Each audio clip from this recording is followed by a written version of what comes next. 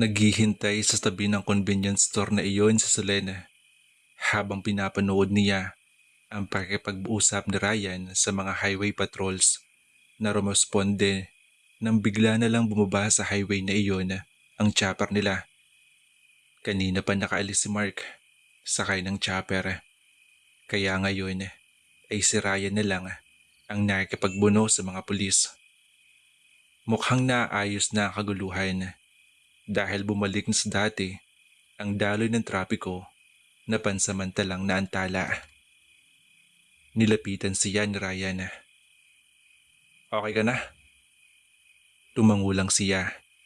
Ngunit nararamdaman pa rin niya ang impact ng pagsakay niya sa chopper sa unang pagkakataon. Hindi pa rin niya magawang gumalaw ng maayos. Nanghihina pa rin ang mga tuhod niya. Saglit na pumasok sa convenience store si Ryan at pagbalik nito ay may dala na itong paper cup na may lamang umuusok na kape. O ito, pampannerbyos. Wika pa nito nang iabot iyon sa kanya. Pagtsagaan mo na, wala silang broad coffee. Salamat. Subalit kahit ang paghawak sa paper cup ay hindi niya magawa na matino. Her hands just couldn't stop shaking. Hinahawakan ni Ryan ang isa pang kamay niya at pinagsalikop ang mga iyon sa katawan ng paper cup. Kapag kuwan ay ikinulong nito ang mga kamay niya sa mga kamay nito. Napatingin siya rito. You can take me later. Hinubad nito ang suot na Amerikana at inilatag iyon sa simentadong harapan ng convenience store. Dito ka na maupo. Puno na mga tables nila sa loob. Wala na tayong mapapwestuhan doon. Inalalayan pa siya nitong makaupo ng maayos. Saka ito sumalampak na rin sa kanyang tabi. Nagkadikit ang kanilang mga braso.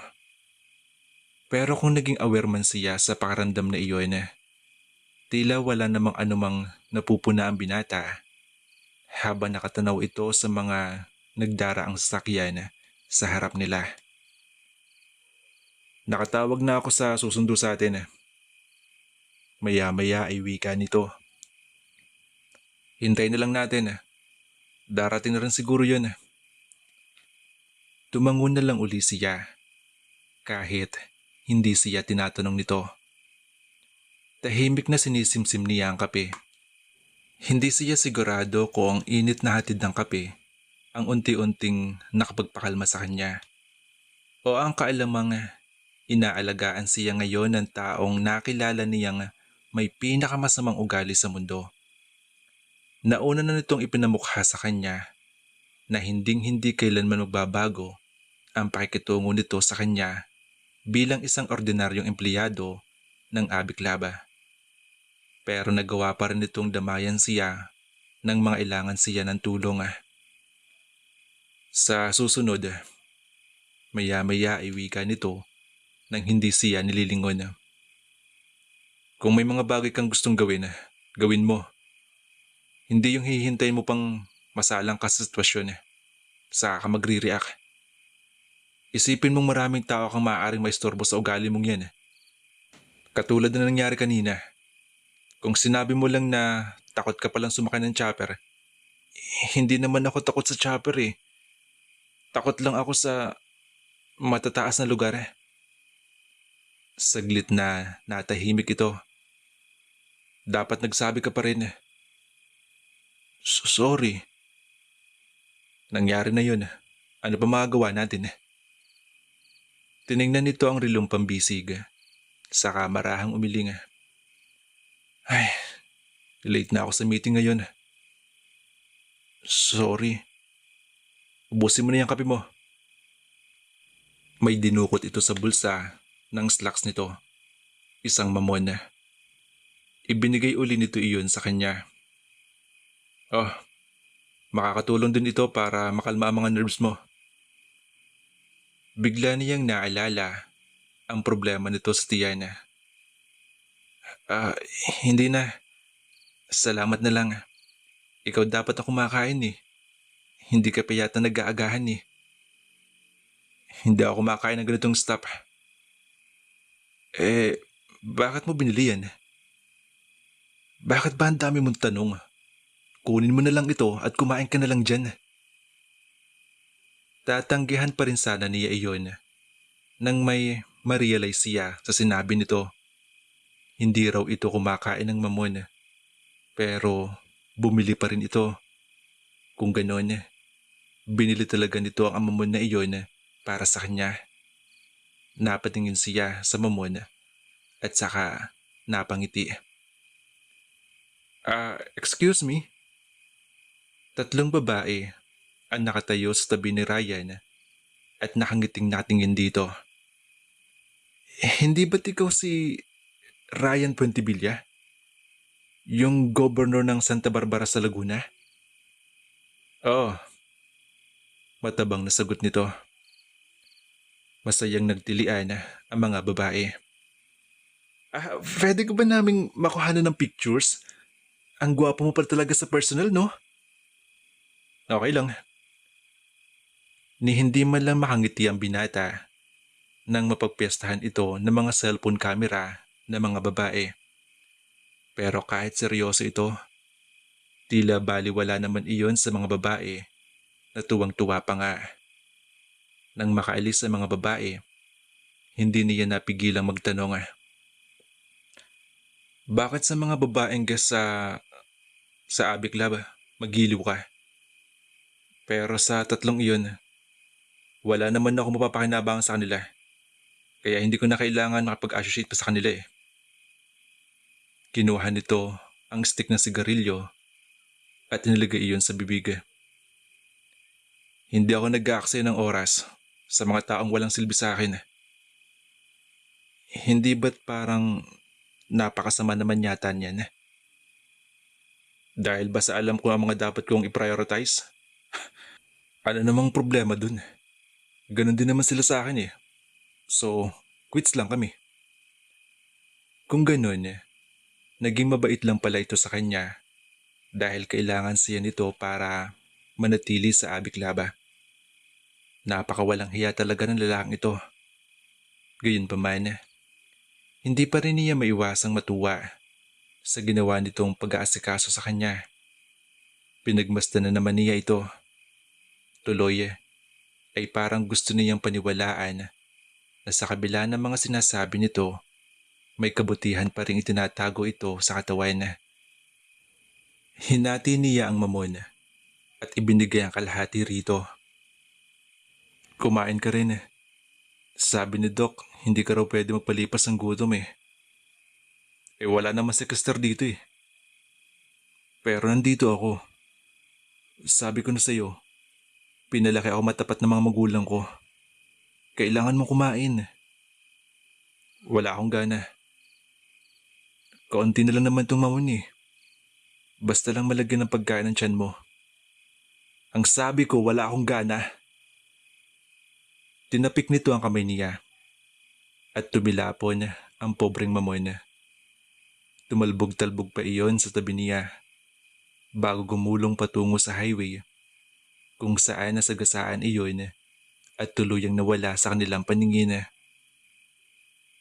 Kawawa naman. Sambit na lang niya. Ang gusto lang naman niya ay makatulong sa nutrisyon ng katawan mo. Tapos ganun pang gagawin mo sa kanya. Hindi mapupunta sa langit ang mamon na iyon dahil hindi niya nagawa ang tanging purpose niya sa mundo. Kasalanan mo yun. Kung inubos mo na lang yun, sana ay nagkaroon pa siya ng silbi. Nag-aalala lang naman ako sa iyo. Paano kung bigla ka na lang uli atakihin ng sakit mo sa sikmura? Wala na tayo sa Abbey Club ngayon. Sino makakatulong sa iyo sa tingin mo, ha? Kaya ko ang sarili ko. Narinig ko na yan. Pero hindi ba't klinik pa rin naman ang kinabagsakan mo? Idunot-dot nito ang sigarilyo sa semento, saka tumayo. Nandito na sundo natin. Isang itim na kotse ang huminto sa tapat nila. Bumaba ang isang lalaki mula roon. Gob, mabuti naman ho at bumalik na kayo. Kamusta ang bayan natin? Wala pa rin pagbabago eh. Makulit pa rin kasi ang mga tao. Ilang araw lang kayong nawala. Tambak na ang reklamo sa opisina ninyo. Hindi bale, ako nang bahala roon. Nilingon siya nito. Tumayo ka na riyan. Aalis na tayo. Sumunod naman agad siya. Ngunit paglapit niya sa sakyan, ay napansin niya ang mga dumi sa buong katawan niyon. Napag-initan na naman ako ng mga tao kanina eh. Tila nahihiya pang paliwanag ng bagong dating. Huwag mo nalang intindihin yan, mama. Solen, sagot niya. Solen na lang po. Ma'am Solen. Hindi po.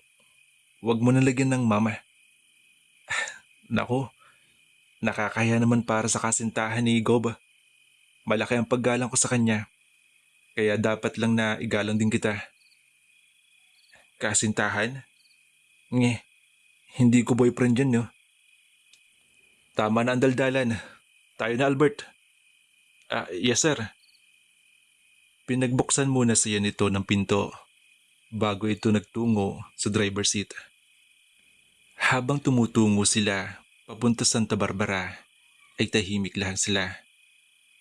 At para sa gaya niyang tatlo ang bibig, nakapagkwentuhan na lang siya kay Albert habang abala si Ryan sa papag-usap sa cellphone nito. Maganda ba sa Santa Barbara? Ano ba ang may attraction niyo roon? Marami bang cute? Ngumitila ang driver. Gusto ko ipagmalaki ang lugar kung saan ako pinanganak, mama. Pero sa ngayon, anong meron ngayon? Nakakahiya mang aminin. Pero nagkakagulo po ang buong bayan. Ha? Bakit naman? Pasensya na ha. Hindi na kasi ako nakakanood ng balita eh. Kaya wala akong alam sa mga nangyayari ngayon sa mundo. Huwag mong isturbuhin ang pagmamaneho ni Albert. Saway ni Ryan sa kanya. Kapag nabangga tayo dahil sa pagkwentuhan mo sa kanya, itatapon kita sa pinakamalapit na bangin dito. Umayos na lang uli siya ng upo at sinulyapan ito. Nakasalpak pa rin ang cellphone sa tenga nito. He looked like a businessman more than a provincial government. No. Not a businessman, but a ramp model. Oo, sa panlabas na anyo, walang sino man ang magkakamaling politiko ito. He was too good looking to be a politician. Kahit nga uso na ngayon ang magkaroon ng gwapong nasa gobyerno, dagdag puntos na mga iyon para sa naturang politiko. Nilingon siya nito. Ano na naman? Wala. Masama bang tumingin?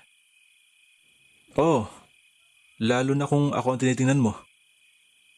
Hindi siya umiwas. Sa halip ay nagtanong siya. Ilang taon ka na? None of your business. Sa tansya ko, nasa early 30s ka na. Matagal ka na bang nasa politics? Bakit naisipan mong maging goba? Hello, Mr. Yasay. Bumaling na ito sa kabilang panig ng sasakyan habang nakipag-usap sa cellphone. Yes. I'm sorry kung ngayon ko lang kayo nakontak. Inaayos ko kasi ang lahat ng kailangan natin para sa pipirmahan nating kontrata. Yeah, it's going smoothly as planned. No problem, no problem. When? This Saturday? Of course. I'll be there. Ngayon pa lang, mauna na akong bumati sa anak ninyo ng maligayang kaarawan. Naiwan siyang pinagmamasdan na lang ang malapad na likod nito na mahalata na ngayon dahil sa suot nitong puting long sleeve polo. Ang coat kasi nito ay nasa kanya pa. Isinandal niya ang kanyang ulo sa backseat. Inaatake na naman siya ng antok. Ilang oras nga lang naman kasi ang naging tulog niya kanina sa klinik at hindi pa siya nakakabawi. Ay, ang ganda ng kanyang likod. Sambit niya. Saka tuluyang sumuko sa kaway ng antok. Nagising sa Solen nang wala sa oras nang mapayokyok ang kanyang ulo at dire-diretsyong bubagsak siya sa upuan ng backseat. Pagbangon niya ay nagtaka pa siya sa kinaroroonan niya. Nasa sasakyan nga pala siya ni Ryan. And speaking of that guy, nawala ang kanyang antok nang makita niyang nasa gitna na maraming tao ito sa labas ng sasakyan. May mga hawak na banner at kung ano-ano ang mga ito. Halatang nasa kasagsagan ng pagwelga. Nasaan nga ba sila? Lumabas siya ng sasakyan upang mas mapagmasdan ang paligid. Pero naramdaman na lang niya ang paglublob ng mga paa niya sa putik. Ay, ano ba yan? Saka siya lumingalinga sa paligid. Hindi lang basta probinsyang-probinsya ang dating ng kinaroroonan nila. Maputik ang kalsada na puro lubak. Madamo ang ilang bahagi niyon at ang mga bahay ay wala sa kaayusan. Pati ang mga bakod ng pinagtagni-tagning kahoy lang na halatang patapon naman lahat. Lumaki rin siya sa probinsya pero hindi ganon ang kalagayan ng lugar nila. Dahil kahit saan siya lumingon sa lugar na iyon, wala siyang ibang nakikita kundi mukha ng kahirapan. Parang nga kinalimutan na ng Diyos. Anong lugar to? Bulong niya. Nakikiusap na ho ako sa inyo. Nahayaan niyong bigyan ng pagkakataon ng mga bagay na gusto kong mangyari sa Santa Barbara.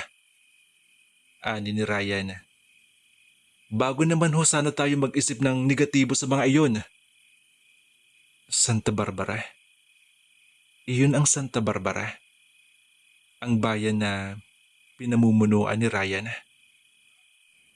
Hindi kami papayag, Gob.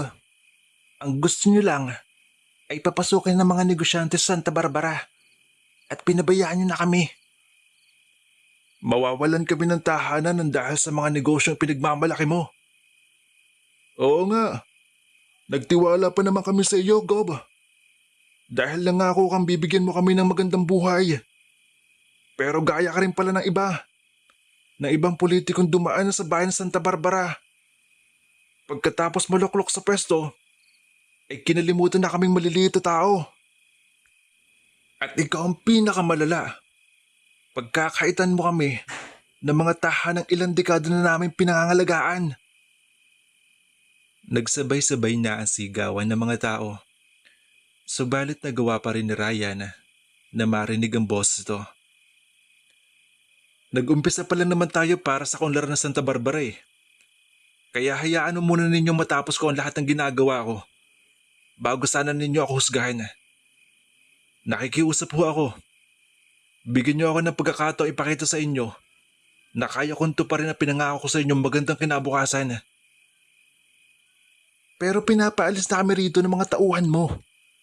Saan kami ngayon pupunta kung aalis kami rito? Oo nga. Gusto mo lang kami ng mga lupa namin na siyang tanging yaman lang namin. Umalis ka na rito, Gob. Bago pumawalan talaga kami ng respeto sa inyo. Kitang-kita niya kung papaano nagsumikap na magpaliwanag si Ryan. Ngunit hindi na ito pinakinggan ng mga tao. Mabuti na lang at binakuran na ito ni Albert at iginaya pabalik sa sasakyan nila. Mauuna na sana siya sa pagpasok sa kotse nang makita niya kung gaano kaputik ang kanyang sapatos. Ano pang itinatanga mo riyan? Galit na tanong ni Ryan. Maputik ang sapatos ko eh. Napilitan na rin siyang sumakay uli dahil hinawakan na siya nito sa braso at iminuwestra papasok sa sakyan. Ilang sandali pa ay iniwan na niya ang munting kaguluhang iyon. Isang malakilim na buntong hininga ang pinakawala ni Ryan nang umupo ito sa upuan. Gob, dadaan pa ho ba tayo sa munisipyo? Sa bahay muna tayo, Albert, para makapagpahinga itong bisita ko. Bisita? Tanong niya. Sige, alalay kung gusto mo. Excuse me, hindi mo ako alalay, no? Marunong ka magluto? Ha? Ang sabi ko kung marunong ka magluto. Nagugutom ako. Ipagluto mo ako mamaya pagdating sa bahay. Napakunot na lang ang kanyang noo. Daig pa niya ang sumakay sa roller coaster dahil sa mga pagbabagong nakita niya rito sa loob ng ilang minuto. Mata pobre ang ipinakita nitong ugali bago sila umalis sa Abbey Club. Pero naging maalalahanan naman ito noong nasa chopper sila. Pagkatapos ay nagsungit na naman ito. Kanina sa harap ng mga taong iyon, parang ibang Ryan ang nakita niya. Ngayon, nag-iba na naman ito.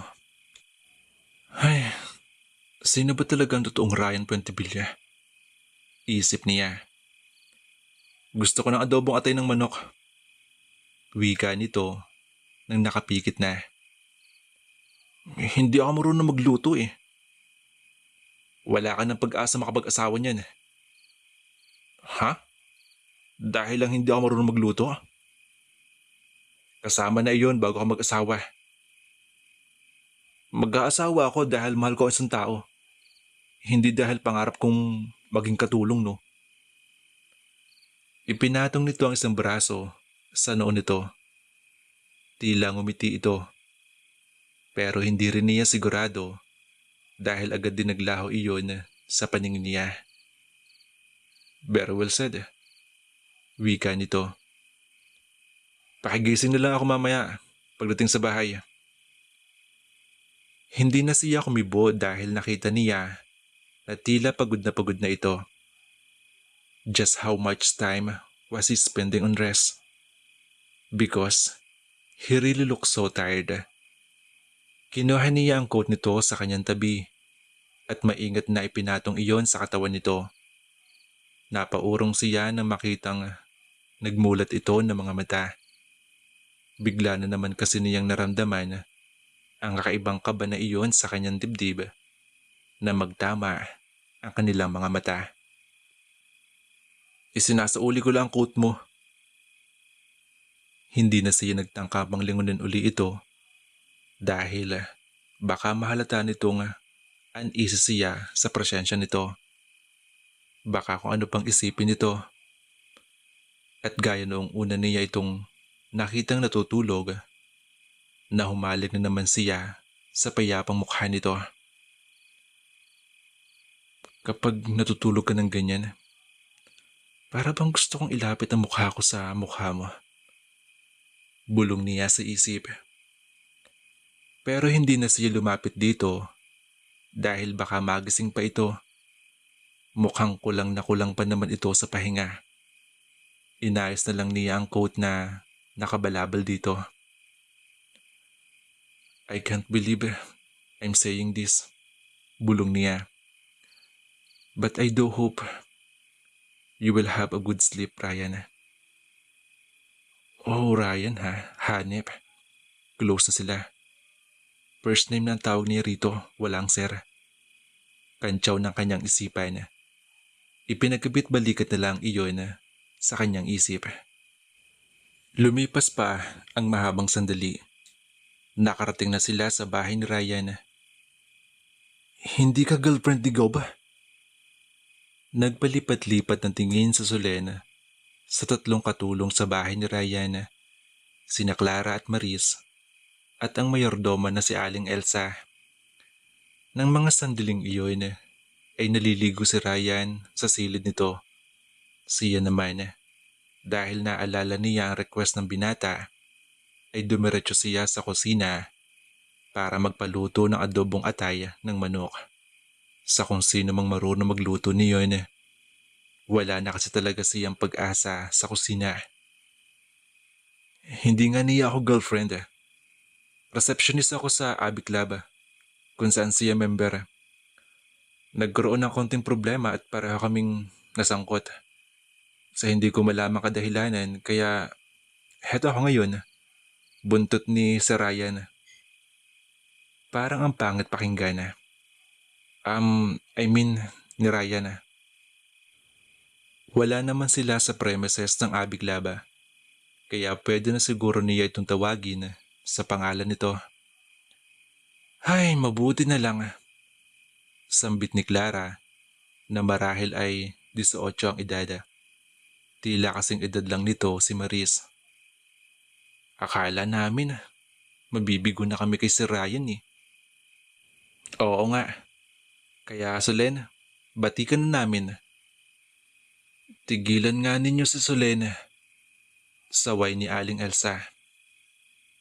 Teka iha, bakit puro putik ang mga paa mo? Ang mabuti pa, maghugas ka muna. Oo nga ho. Kanina pa nga po ako lalangkit eh. Maris, ikuha mo sa Solen ng tsinelas doon sa likod bahay para may sapin naman siya sa paa. Siya nga pala Aling Elsa. Pwede ho ba magpaluto ng adobong atay na manok? Iyon kasi ang request sa akin ni Ryan kanina eh. Hindi naman po ako marunong magluto kaya nabaling sa kanya ang atensyon ng mga ito. Bakit ho? Nag-request ng makakain si Sir Ryan? Oo. May problema ba ron? Wala naman. Sagot na matanda. Ngayon lang kasi namin narinig na humingi ng pagkain sa Sir. Usually, hindi yung kumakain dito. Hindi talaga mismo kumakain. Dugtong ni Maris. Puro na lang siya trabaho. Nakakaawa naman si Sir no? Sabi naman ni Clara. Lagi na lang niyang inuuna ang kapakanan ng mga taga Santa Barbara na matitigas naman ng mga ulo. Ewan ko nga ba riyan kay Sir kung bakit pa niya na papagtyagan ng mga taong yun. Na-curious tuloy siya sa sinabi ng mga ito. Kanina pa nga rin niya gusto magtanong ng ilang bagay tungkol sa binata. Hindi lang niya alam kung kanino magtatanong nang hindi naman mukhang offending para kay Ryan. Kung ako sa kanya, patuloy ni Maris. Doon na lang siya sa Abbey Club. Mas bagay siya roon.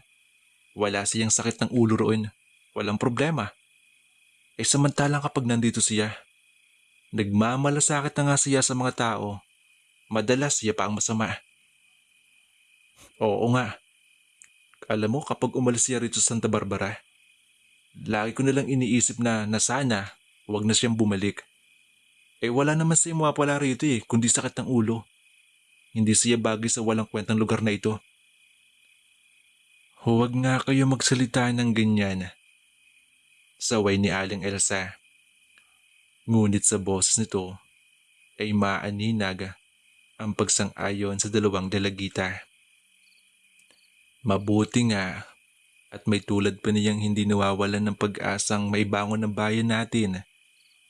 Magpasalamat na lang tayo at naging taga Santa Barbara si Ryan. Dito siya lumaki? Sa wakas ay tanong niya.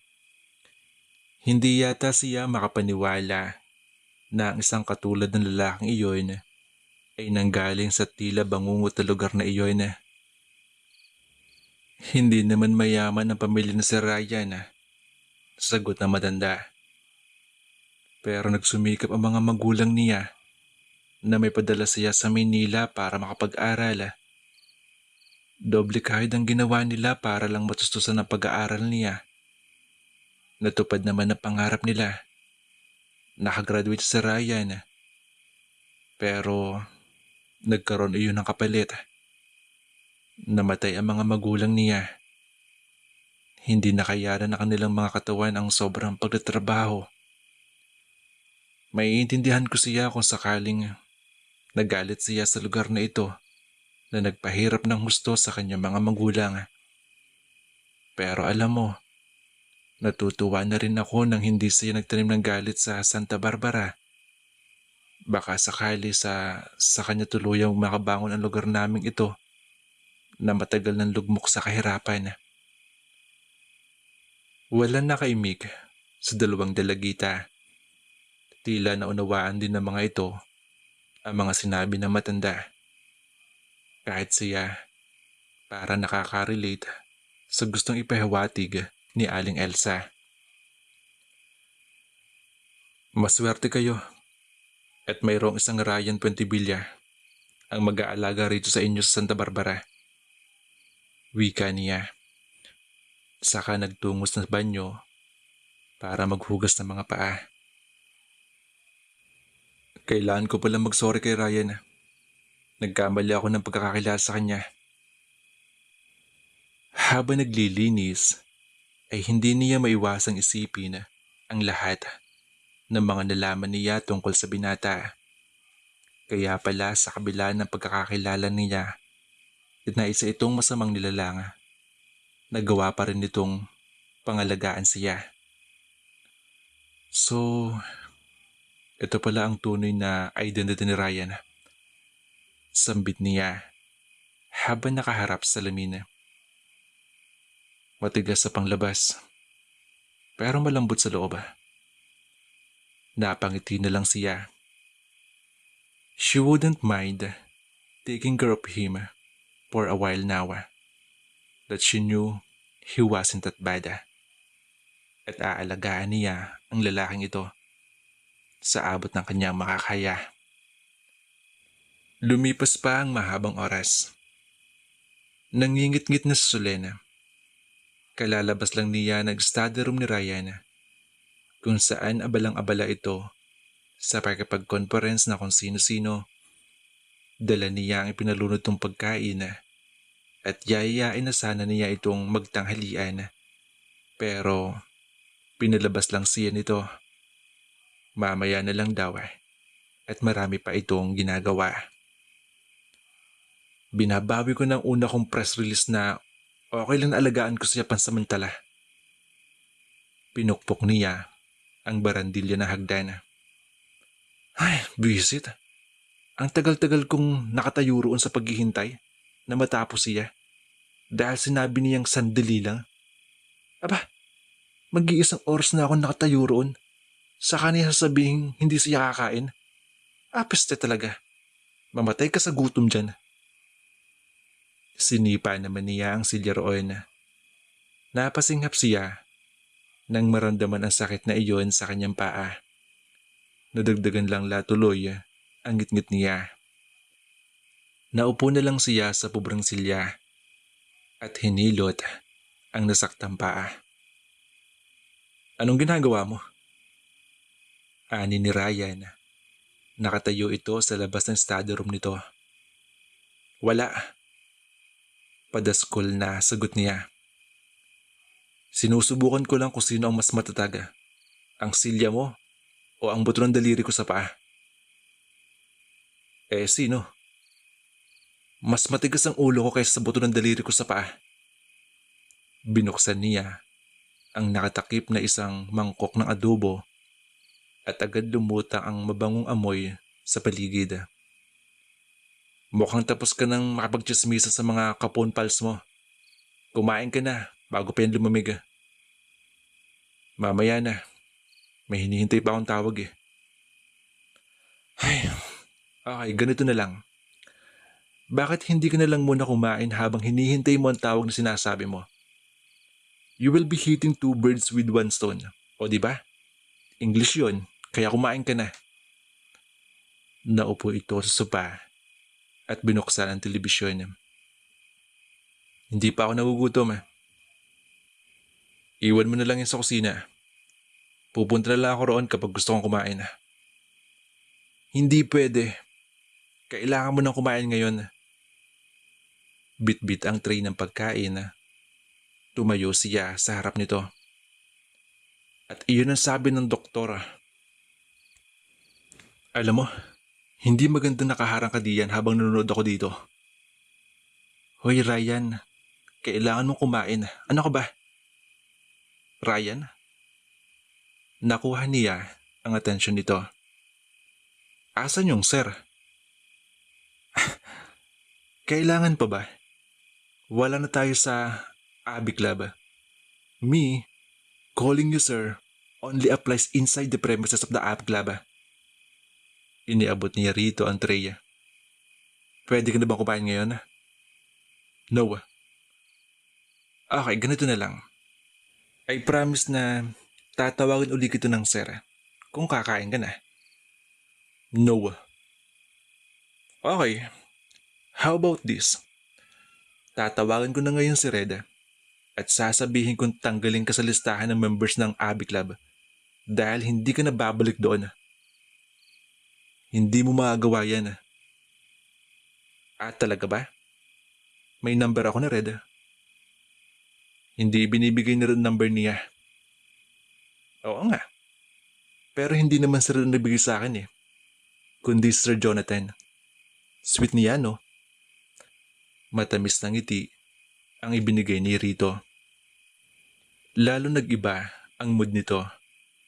Pero mukhang napasuko na rin niya ito nang sa wakas dahil pinitin nito ang telebisyon. Masayang nilapag na uli niya sa meseta ang tray ng pagkain. Inayos pa niya ang bonsai plant na naroon.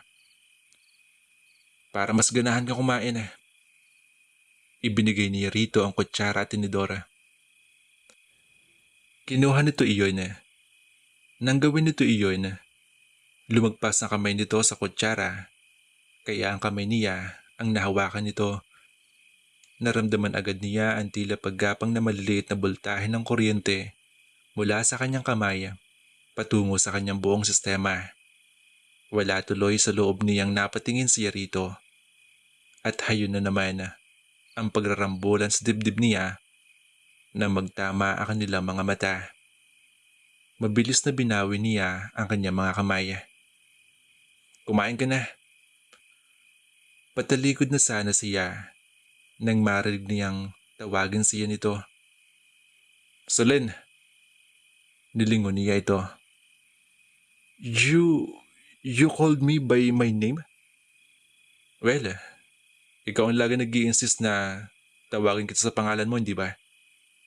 Sagot nito nang hindi siya tinitingnan. Tumusok ito ng isang piraso ng ulam at pinagmasdan iyon.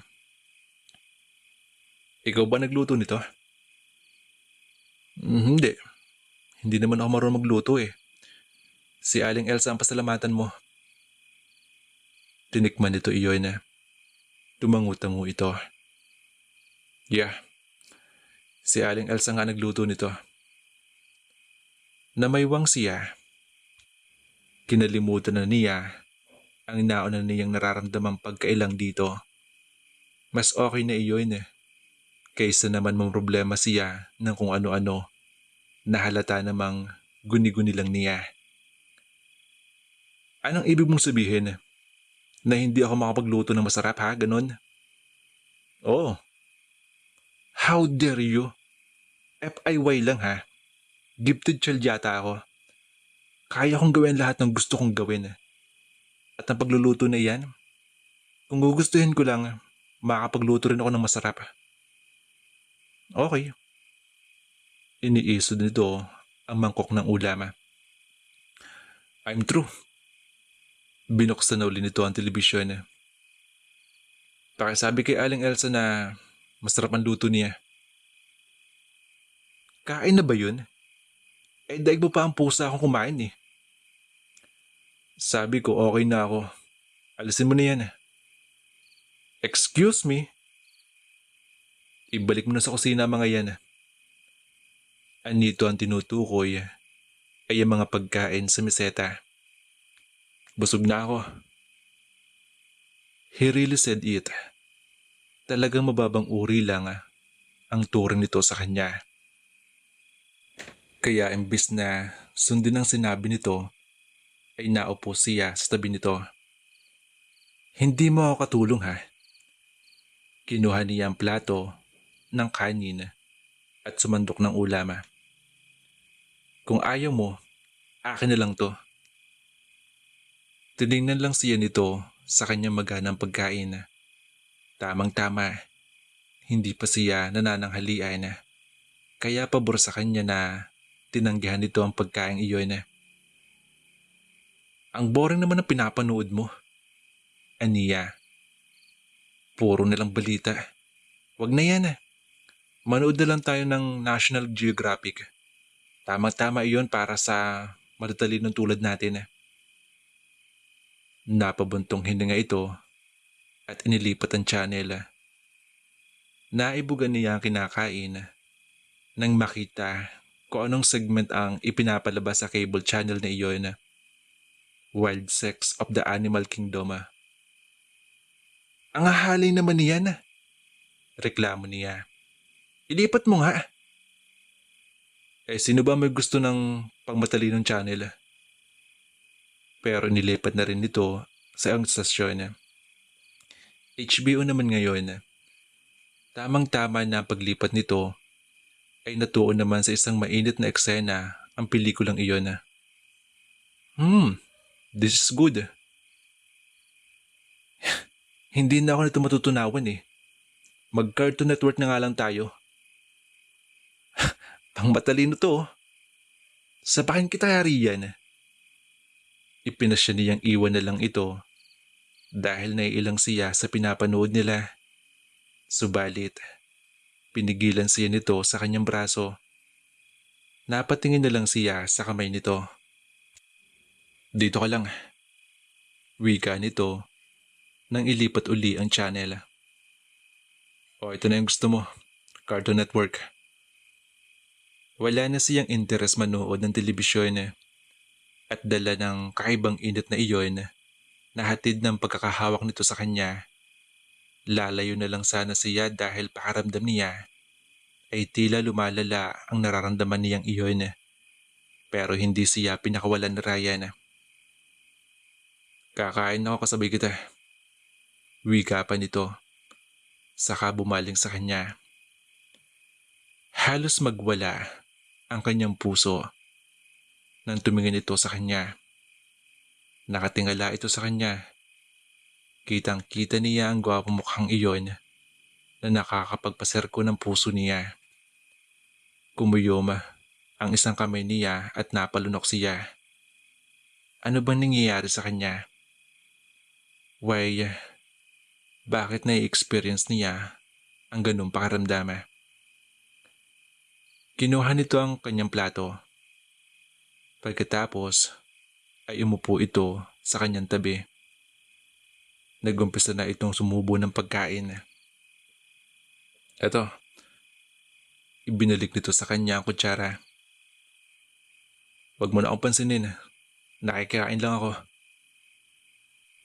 Pinagsasaluhan nila ang pagkain iyon na nasa iisang plato at gamit-gamit nila ang isang kutsara. Kung ganun, ano na ang nangyari sa batas nitong abiboy ito at empleyado lang siya. Sa dami na naglalaro sa isip niya ng mga sandaling iyon, marahil ay hindi na niya namalayang dinadampot na pala niya ang kutsara at sumusubo na rin ang pagkain.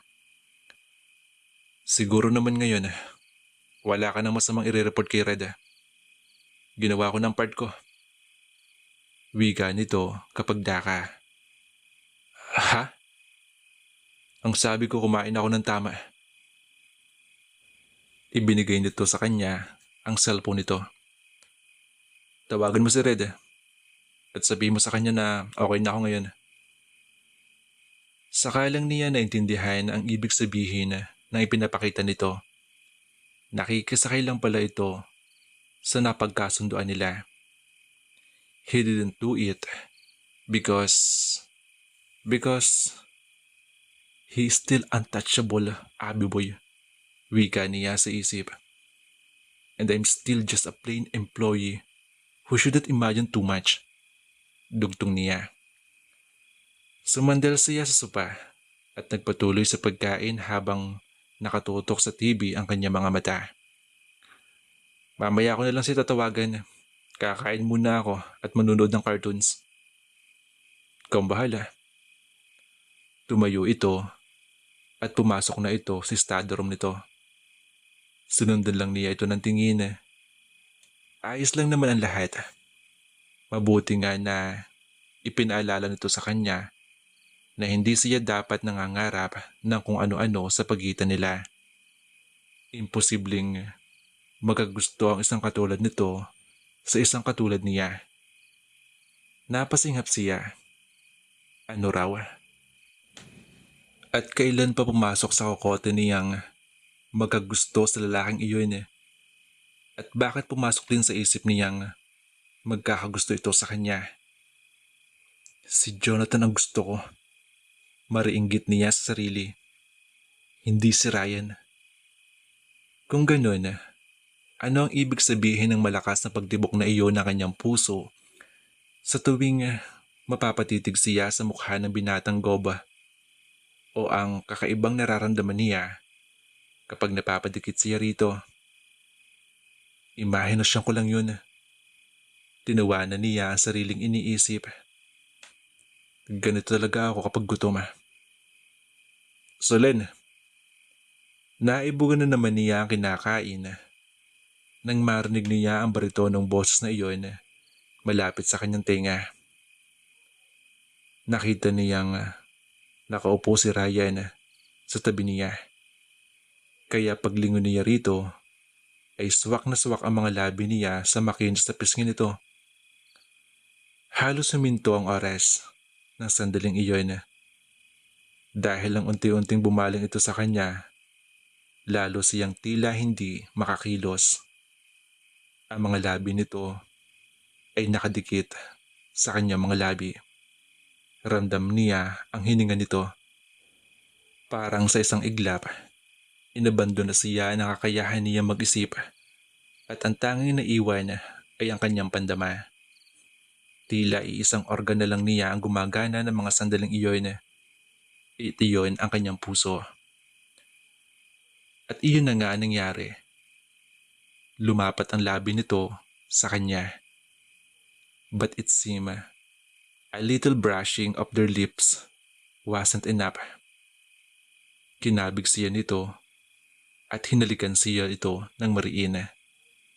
Napakurap-kurap na lang siya nang sa wakas ay maghiwalay ang kanilang mga labi.